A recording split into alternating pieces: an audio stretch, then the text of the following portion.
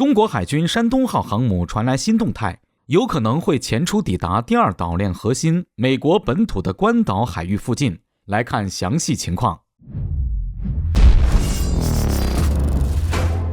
各位老铁大家好，欢迎收看本期迷彩虎，我是虎哥。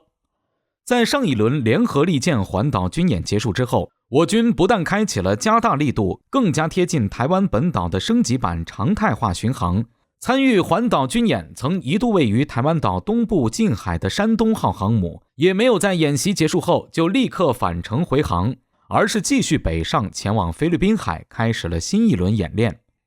按照御用摄影师日本自卫队的最新通报，我军山东号航母编队目前正位于冲之鸟礁东南方向约710公里远的位置上。结合此前几天日本自卫队的通报综合来看，山东舰本轮前出演训的航迹是正在向着更东面的太平洋远洋方向去的。按照日本自卫队的通报详情，山东舰编队目前除了作为核心的山东号航母外，还下辖舷号163的 052D 型驱逐舰焦作舰，2艘 054A 型护卫舰，以及1艘为编队提供远洋航行支持的大型综合补给舰。值得注意的是，此前一直在山东舰编队当中协同行动的055大区106号延安舰，并不在目前日本自卫队最新通报的山东舰编队详情之内。这可能意味着延安舰已经脱离山东舰编队，前往别的方向进行单独演训任务。当然，也不能排除延安舰过几日又会和山东舰会合，重返加入航母编队。总之，目前这支由山东舰领衔，下辖1艘 052D 与2艘 054A、1艘远洋大型综合补给舰的5舰航母编队，正在向着更东面的太平洋远洋水域进发。再往东去的方向上有什么，自然不必多说。过了冲之鸟岛再往前去，那可就是美军第二岛链的核心节点关岛了。要说关岛这地方，中国海军与中国航母也早已不是第一次前往。此前，我国海军辽宁号航母编队就曾抵达过关岛近海，并且与航行在该海域的美军尼米兹号航母打击群发生过比较近的互动接触。面对抵近第二岛链核心地带的解放军航母，表面上看起来咋咋呼呼，实则装腔作势有一套的美军，到最后也没能把解放军怎么样。辽宁舰编队在关岛海域美国人的家门口，该演训就演训，该放飞舰载机就放飞舰载机，一整套远洋演训按部就班进行完毕后，这才如期返航。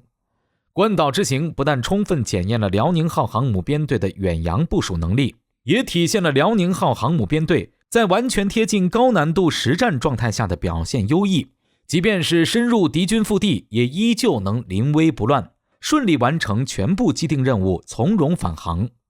可以确切地说，这足以证明辽宁号航母目前拥有高标准的强悍战力，是一艘真正可以随时投入实战的强大航母，而不单纯只是训练舰那么简单。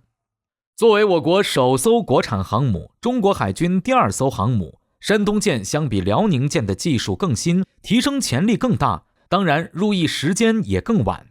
所以时至今日，在辽宁舰早已完成全训考核，官宣形成实际战斗力的现在，山东舰也依旧是期末大考尚未进行，还没宣布形成实际战斗力的一种状态。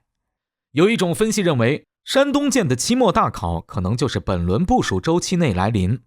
就目前的情况来看，山东舰现在已经完成了联合利剑环岛军演，在演习期间定在台东近海的模拟实战站位上，与美军尼米兹号航母打击群正面对峙并驱离，直接将美军航母驱赶到了距离台湾500公里开外，成功拒止了美军航母接近台海的企图，可以说是圆满完成了与美军航母对抗的任务。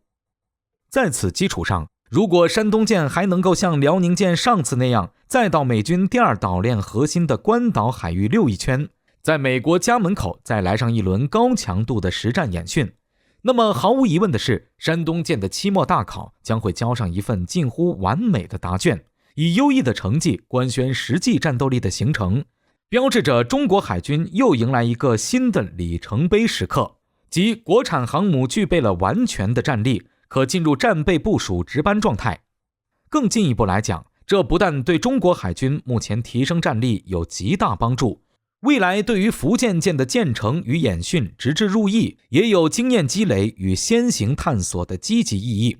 现在就让我们一起期待，看看山东舰接下来还会传出哪些喜讯。